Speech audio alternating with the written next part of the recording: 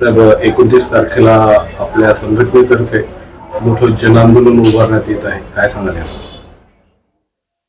शेतकरी कर्जमाफी संदर्भात सरकारने जे हे केलं, अगोदर आश्वासनं दिली ती शेतकऱ्यांना की बाबा तुमचं आम्ही कर्जमाफी करू, 7/12 कोरा करू, तुमचं लाईट बिल माफ करू, परंतु यातले कुठलंही सरकारने केलेलं नाही.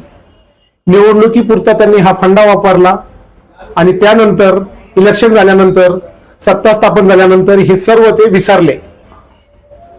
अखिल भारतीय बळीराजा संघटनेच्या वतीनं आतापर्यंत 2 वेळेस आम्ही आंदोलनं केली. कलेक्टरला निवेदन दिलं, माननीय मुख्यमंत्री साहेबांना निवेदन दिलं, परंतु याची कुठंच दखल घेतली जात नाहीये. यांनी जर अगोदर शेतकऱ्याला सांगितलं असतं की बाबा यांनी जर अशी आश्वासनं दिली नसती, त्यांना कर्ज भरायचं सांगितलं असतं तर त्यांनी भरलं असतं, परंतु यांनी आश्वासनं दिली आणि इलेक्शन झाल्यानंतर शेतकऱ्याला वाऱ्यावर सोडलं. शेतकऱ्याने गृहीत धरलं व आता आपलं कर्ज माफ होणार, त्यामुळे कुणीही कर्ज भरलं नाही.